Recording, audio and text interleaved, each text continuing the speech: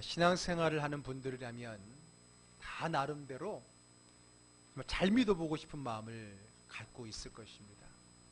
그러나 많은 그리스도인들이 그 마음처럼 신앙생활을 잘 하게 되는 것은 아닙니다.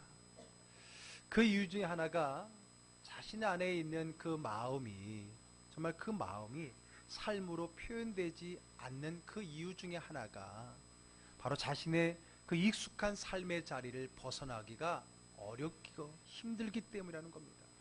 잘 믿어보고 싶지만은 내가 익숙했던 내 삶의 이 테두리를, 이 삶을 변화를 주기가 두려운 거예요.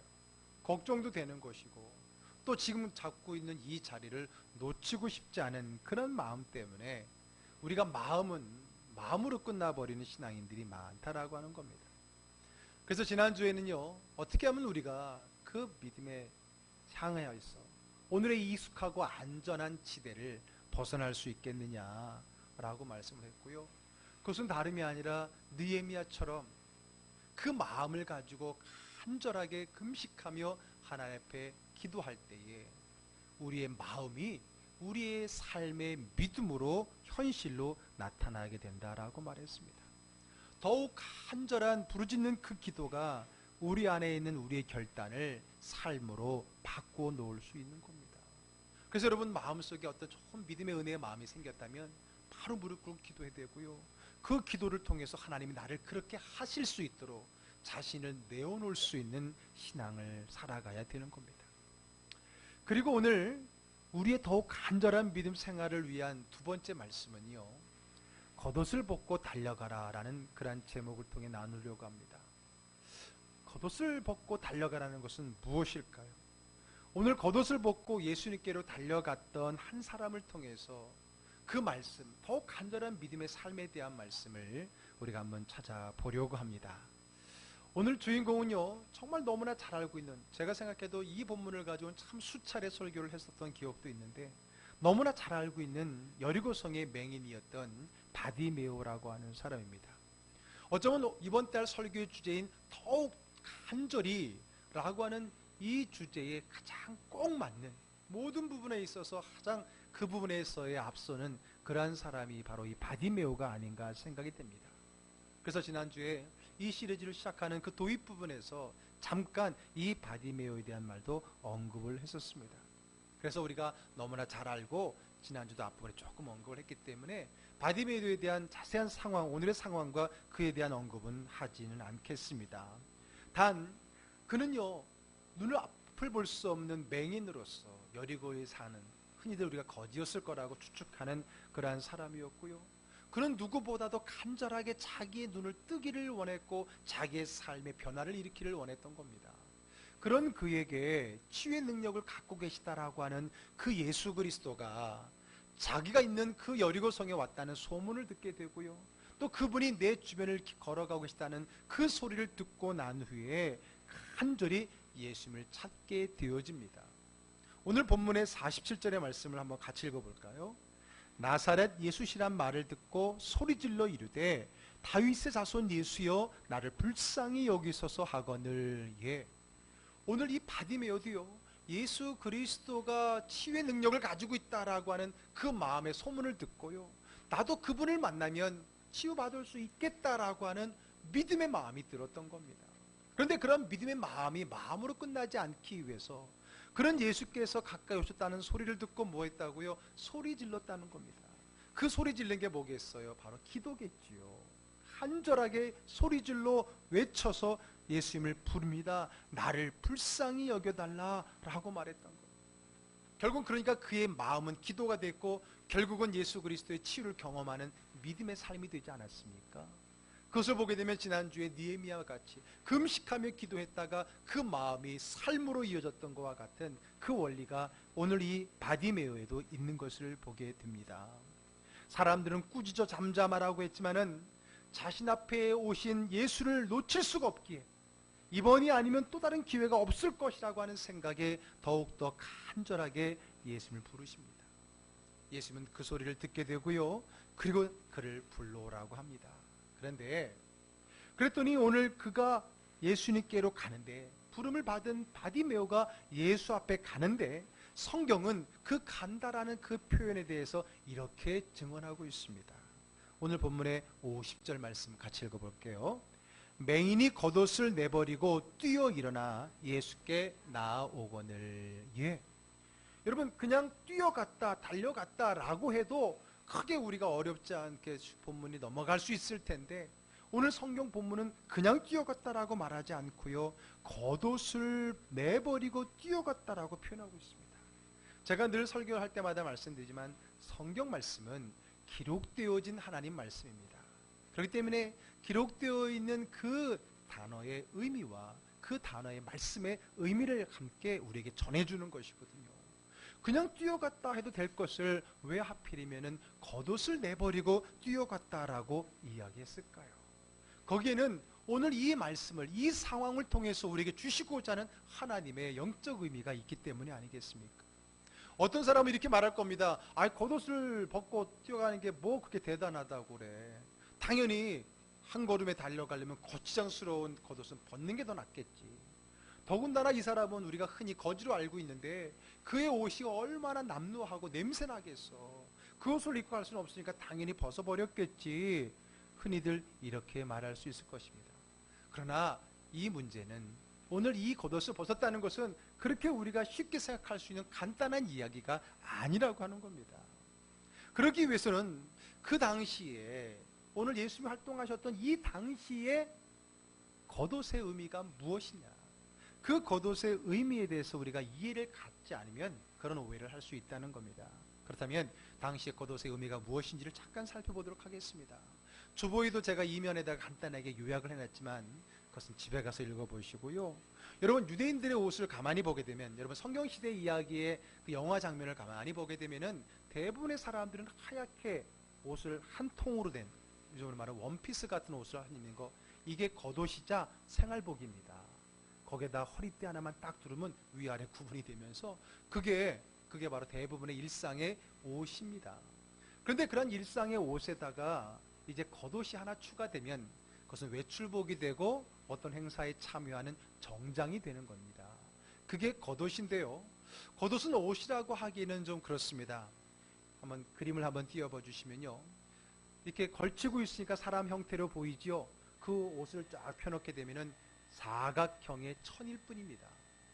옷처럼 소매가 들어가는 게 아니라 그냥 사각형의 천입니다. 그 천을 가지고 이렇게 몸에 두르는 것을 성경에서 말하고 있는 바로 겉옷이라고 하는 거죠. 그런 의미에서 저 겉옷은 입는다라는 의미보다는 걸친다, 덮는다 라고 하는 표현이 더 정확할 겁니다. 그런데 유대인들에게 있어서 이 겉옷에는 다양한 용도가 있습니다. 저렇게 나아갈 때 몸을 걸친다든지 어떤 멋을 낼 수도 있었겠지만은, 특별히 그들이 팔레스타인 지역을 다닐 때에 장기간 여행을 할 때는 그게 뜨거운 태양을 가려주는 햇빛 가리개도 되고요, 비가 올 때는 또 비를 맞아주는 우산이 되기도 하고요. 그리고 긴 여정을 가다 보면 그들이 노숙을 할 때도 있을 텐데, 그럴 때는 그들이 덮고자 하는 이불 혹은 까는 요조가 다 될 수 있는 거예요. 그런 역할을 하고 있는 것이 겉옷입니다. 그리고 이 겉옷은 모든 사람에게 다 있는 것이고 대부분의 사람들에게는 한 벌밖에 없다라고 이야기를 하고 있습니다. 그런데 이 겉옷에는 또 다른 특징이 하나가 있습니다. 뭐냐면 이 겉옷에는 양 네 구퉁이에, 네모난 천이라고 했으니까 양 구퉁이에 술이 달려 있습니다. 술이라는 것은 가는 실을 꼬아서 만든 것인데, 그 다음 장면을 보여주시게 되면요, 이렇게 보면 실이 있습니다. 실이 있는데 거기에 청색 실을 넣어서 그것을 이렇게 꼬아서 매듭을 지어놓은 것이 그 네 방향으로 있게 되는데, 여기에 있는 의미가 있습니다. 민수기서 15장 38절 39절에 우리 자막에 뜰 텐데 한번 이 말씀을 한번 같이 읽어볼까요? 이스라엘 자손에게 명령하여 대대로 그들의 옷단 귀에 술을 만들고 청색끈을 그 귀의 술에 더하라. 이 술은 너희가 보고 여호와의 모든 계명을 기억하여 준행하고 너희를 방종하게 하는 자신의 마음과 눈의 욕심을 따라 음행하지 않게 하기 위함이라 그랬습니다. 하나님께서는 이 술에, 이 옷 겉옷에 술을 달고 청색실에 놓고 난 다음에 그것을 하는데 그 의미가 뭐냐면은 바로 우리는 하나님의 자녀라고 하는 정체성을 부여해주는 겁니다. 우리는 하나님의 율법을 지키는 성도라고 하는 메시지가 그 술에 달려있는 거예요. 그 술에 달려있어요. 그래서 그것을 볼 때마다 나는 하나님의 말씀을 지키며 살아가겠다라고 하는 것을 다짐하고 그것을 통해서 나는 하나님의 말씀대로 사는 성도라고 하는 것을 보여주는 자기의 정체성을 드러내는 것이 바로 이 겉옷의 의미다라고 하는 겁니다. 그러니까 이 겉옷은 유대인의 정통성이자 바로 나에 대한 정체성을 보여주는 겁니다. 그래서 여러분 성경시대 때는 이 겉옷은 함부로 빼앗아서는 안 되고요, 달라고 해서도 안 됩니다. 왜? 그 겉옷은 그 사람의 분신과도 같기 때문에 그래요. 특별히 그 옷술은요, 각자가 이렇게 매듭을 짓는 거기 때문에 사람마다 다 다릅니다. 그래서 여러분 고대 문헌에 보게 되면은 그 자기의 매듭을 점토에다 딱 찍어서 남깁니다. 그러면 그게 나의 마치 지문과 같은 거예요. 그래서 이것이 누구 거냐라고 하는 것은 그 술이 어떤 사람의 점토판에 있는 것과 일치하느냐라는 것을 볼 정도예요. 그러니까 그 겉옷은요, 자기의, 우리로 말하면 주민등록증이고 인감도장이 될 수 있는 거예요. 그리고 이것은 그에게서는 소중한 것이기 때문에 때로는 내가 뭔가를 빌리려고 할 때에 이 옷을 맡겨서는 안 되지만 맡길 때가 있는 거예요. 그러면 그것을 맡아주고 빌려줍니다.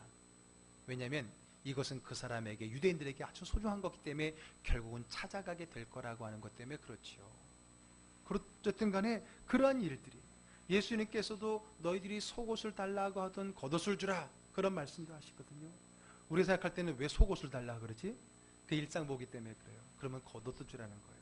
너희가 오리를 가자 그러면 십리를 가라, 좀 더 하라는 얘기잖아요. 그런 말씀을 하실 때 속옷을 달라면 겉옷을 주라고 하면 더 주기 힘든 것도 주라고 하는 의미에서 겉옷을 얘기했다는 것을 본다면, 이 겉옷은 유대인들에게 있어서 가장 소중한 자신의 본분 정체성이다라고 하는 겁니다. 이것은 그 누구와도 바꿀 수 없는 자신만의 가장 소중한 물건이라는 거예요. 자, 그러면 오늘 그 겉옷을 벗었다라고 하는 건 뭡니까? 자기의 가장 소중한 것을 벗어냈다는 거고 내버렸다라고 하는 겁니다. 단순히 거지에 냄새나고 더럽고 거추장스러운 겉옷을 생각하면 안 됩니다. 그렇다면 그의 겉옷은, 내버린 행동은 무엇일까요? 내 겉옷을, 나에게 가장 소중한 내 분신과도 같은 그 겉옷을 벗어버렸다라고 하는 것은, 그런 의미에서 성경에서의 그런 의미는 나에게 있어서의 가장 소중한 것을 내버렸다라고 하는 의미를 담고 있는 겁니다.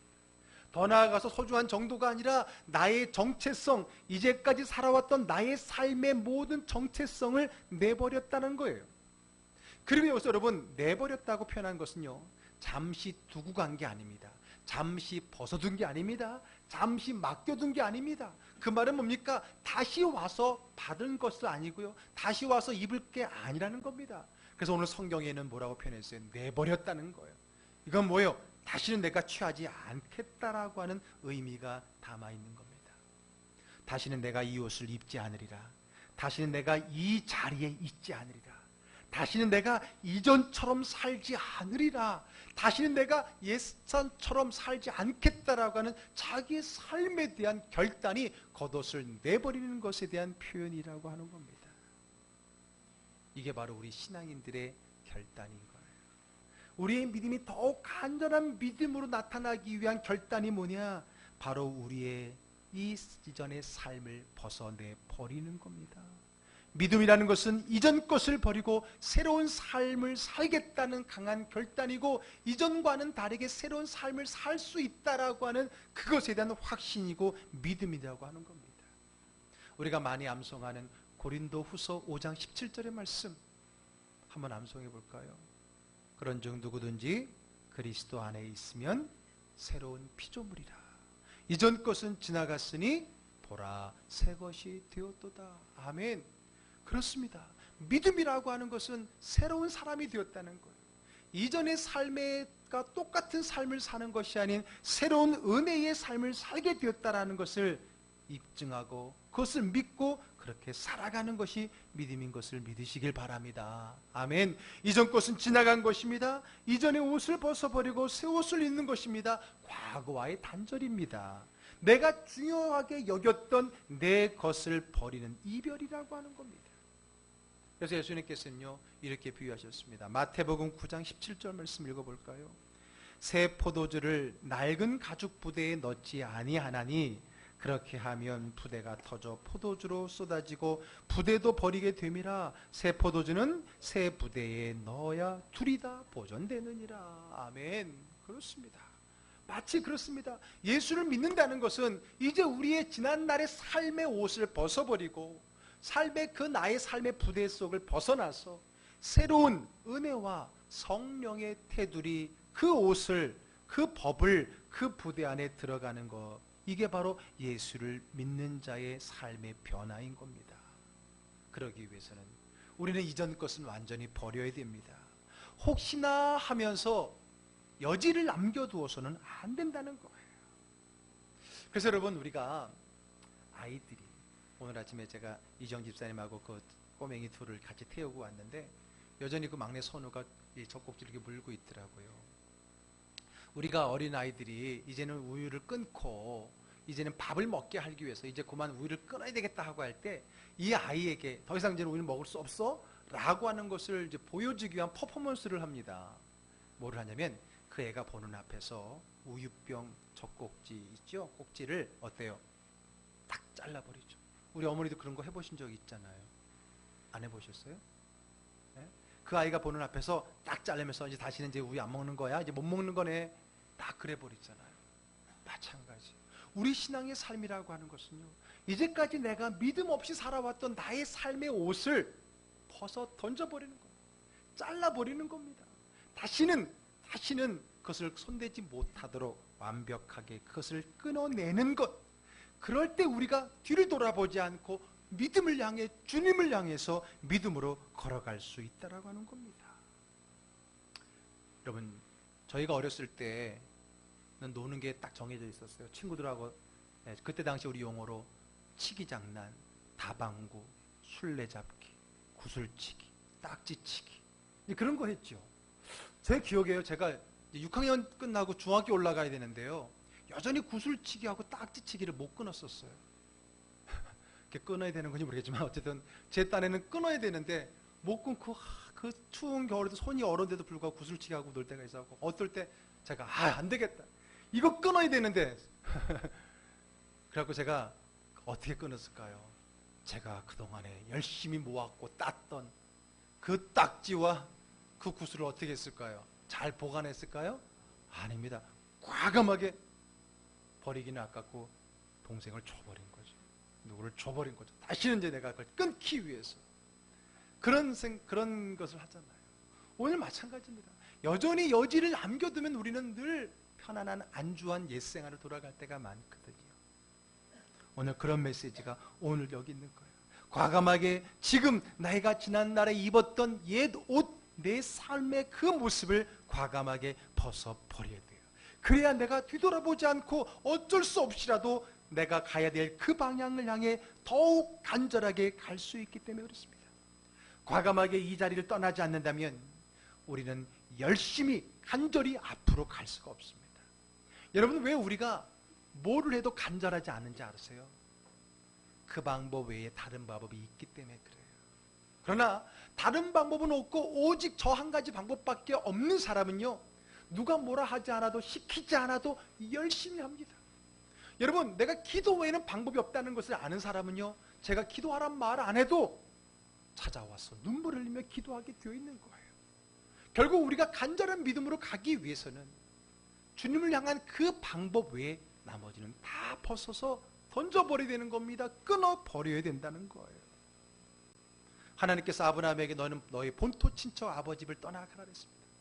만약에 아브라함이 혹시나 하는 마음에 떠나갈 때에 땅 다 팔지 않고 한 필지 남겨두고 갔다면, 만약에 갈 때에 혹시나 모르고 해서 거기에다가 자기 재산을 조금이라도 남겨두었다면, 혹시나 하는 마음에 사람들도 조금 남겨두고 갔다면 그는 여차하면 뒤를 돌아왔을 겁니다. 그는 간절하게 어딘지도 모르고 갈 바를 알지 못하고 가는 어리석, 그렇게 하지 않았을 거예요. 그러나 히브리서에서 말씀한 것처럼 그의 믿음은요, 과감하게 본토 친척 아비 집을 떠난 겁니다. 그것은 그냥 다시 돌아올 것이 아니라 완전히 떠난 거예요.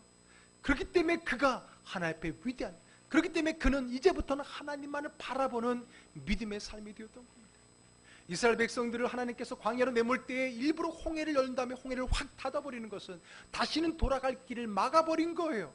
그래야만이 앞만 보고 갈 수 있고, 그래야만이 주님만 바라보고 간절히 갈 수 있기 때문이라고 하는 겁니다.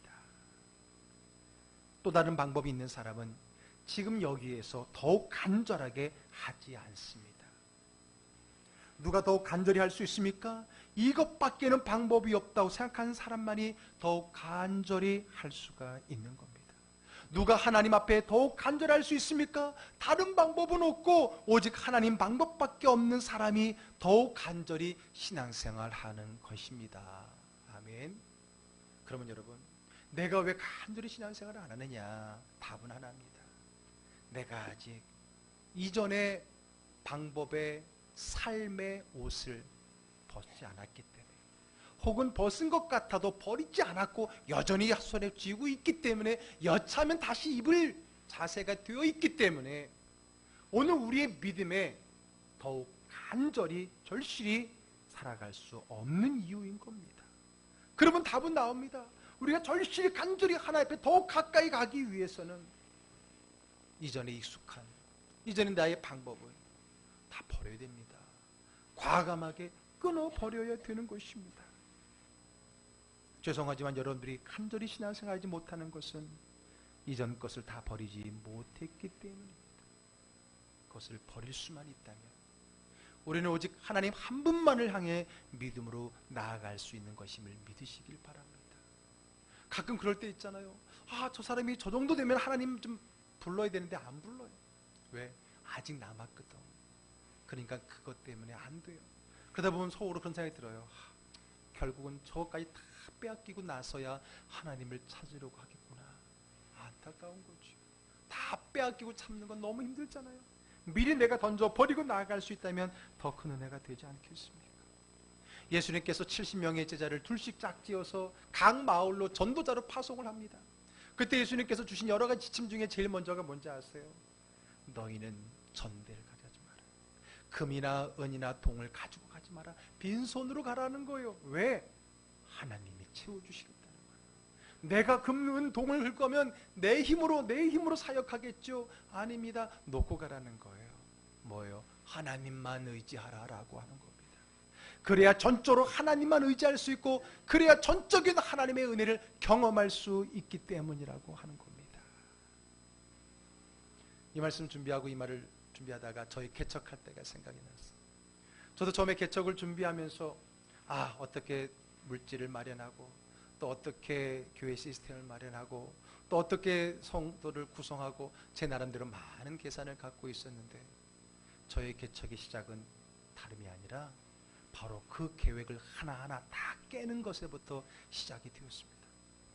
어떻게 전에 목사님께서 이왕이면 좀 잘 시작을 했으면 하는 마음에 우리 교단의 전국 남전도에서 그 당시 총회 100주년을 앞두고 있으니까 100주년을 기념하는 교회를 세우겠다는 그런 어떤 계획이 있는데, 거기 한 3억 정도의 예산을 갖고 있다는 거예요. 그러니까 그거 딱 타갖고 보란듯이 처음에 교회를 꼭 건물을 져놓고 시작하면 얼마나 좋겠느냐 하면서 저를 갖다 자꾸만 그쪽에 연결을 시켜주려고 애를 쓰시더라고요. 너무나 감사했죠. 그래서 사실 제가 처음 개척을 해야 됐다고 마음 먹었을 때는 노원이었거든요. 그때 성도님이 한 분이 노원으로 처음 이사 왔을 때 신방 왔다가, 나중에 그때는 개척에 마음이 없었는데 나중에 내가 개척을 하게 되면 이 노원에서 한번 해야지라는 마음을 하나님 주셨었거든요. 그러다가 개척을 하게 되니까 노원 위에는 생각이 없었어요. 그런데 그 당시 노원 2주고 이제 막 개발되니까 2주구로 들어가야 되겠다고 했는데, 그때는 뭐 땅이 막 다 개발되고 막 준비니까 할 데가 없었어요. 그리고 이제 2주구, 10주구에다 해야 되는데, 이미 노무현 정권이 들어서면서 행정수도 얘기가 나오면서 너무나 많은 게 이제 값이 올라가 있었죠. 그러다 보니까 뭐 3억 정도를 해주면 이렇게 할 수 있다니까 얼마나 귀가 솔깃하겠어요. 근데 당장 시작을 해야 되기 때문에 노원은 안 되니까 관저에 알아봐라라고 관저도 막 돌아다녔어요. 그런데 마음이 기쁘지가 않더라고요. 그리고 결국은 그 건은 저에게 오지 않았고 다른 목회자에게 갔어요. 땅이 준비되어 있는데 건축하지 못했던 그 분에게 가고, 저는 결국은 제가 마음 먹었던, 저에게 하나님 주셨던 이 노은의 자리에서 상가를 하나를 받아서 시작을 하게 된 겁니다. 여러분, 저는 그렇게 어떻게 본다면 인간적으로 기대고 생각했던 그 모든 것들이 하나하나, 그 뒤에도 마찬가지고요, 그 뒤에도 개척하면 이런 물질을 또 이런 사람들 통해 이렇게 하겠다는 모든 계획이 다 하나씩 꺼져갑니다. 지나고 보니까 그것이 하나님의 은혜였다는 거예요. 은혜였다는 거예요. 내가 만약에 그때 당시에 뭔가를 의지하고 그 방법을 갖고 내가 했더라면 여전히 나는 방법에 묶여서 진정한 하나님의 은혜를 경험하지 못했을 겁니다. 저는 그래서 개척의 시작이 내 계획을 다 끊는 것, 그리고 내가 생각하지 못했던 내 계획이 아닌 하나님의 계획의 은혜를 경험하는 것이 저의 개척의 출발의 모든 은혜였다라고 하는 겁니다. 한 가지 안타까운 거지만은요, 그때 저에게가 아니라 다른 교회로 그 자금이 흘러가서 그 교회가 건물을 세우고 했는데, 최근에 들은 건데 참 안타깝게도 그 교회가 결국은 이제 문을 닫게 되고 좀 매각을 해야 되는 그런 것이 들었다는 거예요. 참 안타까운 마음이 들면서 한편으로는 저도 그런 생각을 해봅니다. 그때 그 자금을 받았더라면 내가 더 보란듯이 교회를 세웠을까? 아니라는 거죠. 어쩌면 하나님보다는 또 다른 방법에 끌려다니는 그러한 목회 여정이 아니었을까 생각하면서 그 교회를 생각하면 너무나 안타깝고 하나님의 가슴 아프겠다는 마음도 있지만 한번 나의 뜰 돌아보면서 그래도 하나님의 은혜 가운데 이렇게 교회를 세워가고 있음에 다시 한번 감사를 드렸던 그 시간이 기억에 남게 되어집니다. 여러분, 신앙생활은 나를 완전히 부인하고 이전에 나의 삶을 끊고 하나님 향하여 내 삶을 던지는 것이 신앙생활인 것을 믿으시기를 바랍니다. 그 주변에서 기웃기웃거리는 게 신앙생활이 아닙니다. 여차하면 다시 뒤로 돌아가겠다, 아니 만약에 좋다면 그때 달려가겠다라고 계산하고 머리 쓰면서 그 주변을 맴돌고 살피는 것이 신앙생활이 아닙니다. 신앙생활은 결단인 겁니다. 이제 모든 것을 내놓고 하나님께 내 모든 걸 맡기는 겁니다. 그러나 여러분, 내가 결단했다고 내가 할 수 있는 게 있습니까? 하나도 없습니다. 내 마음이야 결단하면 끝까지 갈 것 같지요? 아닙니다. 우리가 결단한다는 것은 내가 그렇게 하겠다고 결단하는 것이 아니라 그렇게 할 수 있도록 나를 주님께 맡기는 결단을 하라고 하는 것입니다. 오늘 이 바디메오는 내가 다시는 이 옷 안 입고 살아가겠다, 그 결단을 뛰어넘어서 이제는 하나님 주님의 뜻 가운데 살겠다고 주님께 나를 맡기는 결단을 했다는 거예요. 여러분, 신앙생활도 내 결단이 아닙니다. 여러분 해봤잖아요. 내가 이렇게 해버리라고 결단해봤지만 얼마나 갔습니까? 얼마나 진행되고 있습니까? 할 수 없는 거예요. 내가 해야 될 결단은 그것조차도 주님이 하신다는 결단이에요. 그것조차도 주님이 하실 수 있도록 나를 내어드리는 결단, 그것이 바로 더욱 간절한 믿음의 삶인 것을 깨달으시기를 주의 이름으로 축복합니다. 아멘. 그래요. 그래서 예수님은요, 종말의 때를 말씀하실 때도 이렇게 말씀하셨습니다. 마태복음 24장 18절의 말씀 읽어볼까요? 밭에 있는 자는 겉옷을 가지러 뒤로 돌이키지 말지어다. 마지막 때 주님 오시는 그때에 밭에 있는 자들은 겉옷을 가지러, 그 말은 뭐예요? 사람들은 급한 일이 있을 때 제일 먼저 챙기는 게, 집에 불이 났을 때 뛰어가서 제일 먼저 가지고 나오는 게 물방울 다이아몬드가 아니라 자기 겉옷이었다는 거예요. 그만큼 그거는 가장 중요한 유대인들에게 있어 소중한 물건이라는 거예요. 그런데 오늘 예수님은 그거 가지러 가지 말라는 거예요. 가지 말라는 거예요. 오늘 주님께 나를 맡기라고 하는 겁니다. 나를 맡기라고 하는 거예요. 내가 중요시 여겼던 것, 내 마음이 가 있는 것, 그것을 버리지 않으면 나는 더욱 간절히 주님 앞에 갈 수가 없고 여전히 주변인의 신앙으로 끝나버린다는 겁니다. 오늘 바디메오는 그것을 했다는 거예요. 그가 내가 보기를 원하나이다 라고 간절히 구한 것도 은혜지만은 그의 더욱더 큰 그의 믿음은 뭐였느냐는 거예요. 자, 오늘 마지막 절의 말씀 한번 읽어보겠습니다. 예수께서 이르시되 가라, 내 믿음이 너를 구원하였느니라 하시니 그가 곧 보게 되어 예수를 길에서 따르니라. 아멘. 여러분, 그가 왜 위대합니까? 너의 믿음이 너를 구원했다 그랬습니다. 너를 구원한 그 믿음이 뭘까요? 내 앞에 달려온 거, 예. 주님 물어보셨을 때 보기를 원합니다, 정확히 말했던 거, 예. 그러나 오늘 본문의 강조의 가장 중요한 건 뭐냐? 겉옷을 던져 버렸다는 거예요. 그 말은 뭡니까? 다시는 내가 그 옷을 입지 않겠다, 다시는 내가 옛생활로 돌아가지 않겠다라고 하는 그의 신앙의 자세입니다. 그리고 보니까 그가 곧 보게 되어 그 다음 뭐라 그랬어요? 예수를 길에서 따르니라. 뭡니까? 나는 옛날 거 다 버렸습니다. 이제 주님 책임져 주셔야 됩니다. 따라간 거예요. 따라간 거예요. 왜 따라갈 수 있었습니까? 과거와 단절했기 때문에 따라갈 수 있었던 거예요. 자기의 지난날의 겉옷을 벗어 던졌기 때문에 따라갈 수 있었던 겁니다. 이제는 내 방법, 내 생각대로 살지 않겠습니다. 주님을 따라가겠습니다. 그게 제자입니다. 그게 제자예요. 제자는 버리는 거예요. 자기의 겉옷을 버리는 거예요. 베드로, 안드레, 야고보, 요한, 그는 배와 그물을 버려두었어요. 레위인은 세간을 버려두었어요. 제자들은 자기 것을 버린 자들입니다. 그래야 할 때 그들은 예수의 제자라고 하는 새 옷을 입고 새 부대의 새로운 믿음의 삶을 살 수 있는 겁니다. 자기의 결단 때문입니까? 아닙니다. 하나님이 이끌어 주시기 때문에 가능한 겁니다. 그럼 우리가 결단낼 건 뭡니까? 내가 뭐를 하겠다가 아닙니다. 하나님이 나에게 뭐를 할 수 있도록 나를 맡아달라고 하며 나의 겉옷을 벗고 주님께 나를 맡기는 것입니다. 무엇이 믿음입니까? 무엇이 기적을 일으키는 간절한 믿음입니까? 이전 것과의 과감한 이별을 고한 사람, 과감하게 버리고 예수님께 나를 맡긴 사람입니다. 그는 더 이상 옛 겉옷을 입지 않습니다. 더 이상 이전의 삶을 살지 않는 겁니다. 이제는 예수님의 제자의 옷으로 갈아입고 예수님을 따르는 삶을 살게 되는 겁니다.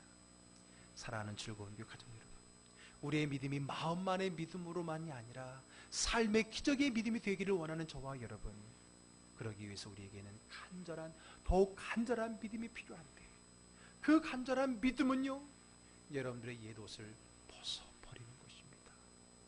익숙했던 내 삶의 그 테두리를 벗어 던지는 겁니다.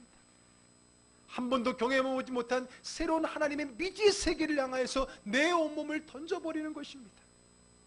이스라엘 백성들이 가나안을 들어가기 전에 마지막 관문이었던 요단강, 그 요단강은 홍해처럼 미리 갈라지고 건너는 게 아니었습니다. 흐르고 있었습니다. 그날따라 더 물살이 셌다고 말했습니다. 그때는 추수되었기 때문에. 그 흐르는 물에 먼저 첫 발을 제사장, 법궤를 맨 제사장이 첫 발을 내디뎠을 때 요단강이 길을 내어 그들의 약속의 땅 가나안에 이르게 된 것입니다. 여러분, 지난 날의 옷을 벗고 새로운 하나님을 향하여 내 몸에 내 삶을 던질 수 있기를 주의 이름으로 축복합니다. 그러기 위해서 여러분들이 벗어야 될 옷이 뭐냐는 거예요. 옷이 뭐냐는 거예요. 지금 여러분이 살고 있는 이 삶의 테두리가 뭐냐는 거예요. 이거 벗어버리자고요. 너무 여기 앉아있지 말자고요. 여기에 발을 담그고 있는 한 하나님의 은혜의 세계 누림을 가질 수가 없는 겁니다. 저는 이 설교를 준비하면서 이번 두 번째 주에 여러분들에게 한 가지를 좀 권면해 드리고 결단을 촉구하려고 계획했습니다. 우리 일부 예배 때도 말씀을 드렸고요. 이거는 권면입니다. 저는 여러분들에게 한 가지 권면을 드립니다. 이번 달의 주제는 우리의 믿음이 언제까지 그렇게 주변에 맴도는 신앙이 되겠느냐, 우리의 믿음이 한 단계 가야 되지 않겠느냐. 히브리서의 말씀처럼 너희가 예수 믿은 지 몇 년인데 여전히 그 어린아이 수준에 머물러 있을 거냐라는 충격적인 말씀을 가지면서 우리가 간절히 주님을 찾는 믿음의 단계로 나가기 위해서 이제 우리는 이번 달에 여러분들의 결단이 필요합니다. 여러분들이 하나님 앞에 믿음으로 한 걸음 더 나아가기 위해서 내 겉옷을 벗어 던져버리는 결단이 필요합니다. 한 가지 구체적인 결단을 여러분들에게 요구합니다. 권면합니다. 저는 여러분들이 매일 1시간씩, 적어도 1시간씩 교회에 나와서 기도할 수 있기를 권면합니다. 새벽 기도도 좋고요, 저녁에 와서도 좋고요, 시간 나서 와서도 좋고요. 왜 꼭 교회에 됩니까? 왜 꼭 1시간이어야 됩니까? 성경은 그렇게 말하고 있어요. 여러분 집에서 편하게 기도할 수 있어요. 그러나 여러분, 한번 여러분 자신의 그 이전의 옷을 벗는 한번 그 영적 의미를 하나님께 보여할 필요가 있기 때문에 제가 여러분들에게 권면해 드리는 겁니다. 강제사항은 아니고요, 권면해 드리는 겁니다. 그런 마음에 감동이 있는 분들, 왜 하필이면 1시간입니까? 여러분, 대부분의 성도님들의 기도의 한계점이 1시간이에요. 1시간. 오죽했으면 예수님도 왜 깨어 1시간도 기도할 수 없느냐라고 말했을까요? 1시간이, 그 1시간의 벽, 시간이 뭐가 중요하냐고요? 기도해 본 분 알아요. 그런 의미에서의 시간이 아닙니다. 내 기도의 한계를 뛰어넘으라는 겁니다. 내가 이전에 갖고 있었던 자그만 기도의 옷을 벗어 던지고 이제는 주님이 주실 새로운 큰 기도의 은혜의 능력의 기도의 옷을 한번 입어보실 수 있기를 주의 이름으로 축복합니다. 아이고 이렇게 하고 며칠이나 할까? 여러분, 시작은 여러분들 결단, 그러나 그것도 하나님 주셔야 됩니다. 하나님이 도와주셔야 되는 겁니다. 한번 시작해 보십시오. 주의 전에 나와서 1시간 하나님 앞에 매일 기도하는 그 은혜를 경험한 자가 누릴 수 있는 그 은혜의 삶의 체험은 다르다고 하는 겁니다. 아이고 나중에 한번 필요하면 기도원에 올라가서 밀렸던 기도 한꺼번에 며칠 하고 내려오지. 아이고 나중에 시간 좀 많을 때, 바쁜 거 끝날 때 그때 가서 한번 앞에 열심히 매달려서 그때 밀렸던 은혜 다 받고 내려오지. 천만의 말씀이에요. 그날이 옵니까? 그날을 찾았습니까?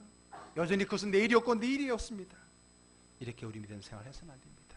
결단하여서, 사생결단하여서 하나님 앞에 나아가기 위해서 나의 익숙했던 내 겉옷을 벗어던지고 하나님 앞에 은혜의 결단을 가지고 믿음을 나아간다면 하나님께서 여러분들을 붙들어주시고 여러분들을 통해 새로운 믿음의 새 옷을 입히고 성령의 능력의 옷을 입혀주셔서 이제는 내가 신앙생활을 갖지만은 지금부터는 내가 아니라 내 안에 계신 예수 그리스도 성령님, 그 성령의 강건한 역사의 힘을 통해 힘있게 능력있게 신앙생활을 하는 게 아니라 신앙생활이 되어지는 그런 삶, 성숙한 믿음의 삶을 누리는 저와 여러분 되기를 주의 이름으로 축복합니다. 아멘. 기도하겠습니다. 우리 시간에 기도할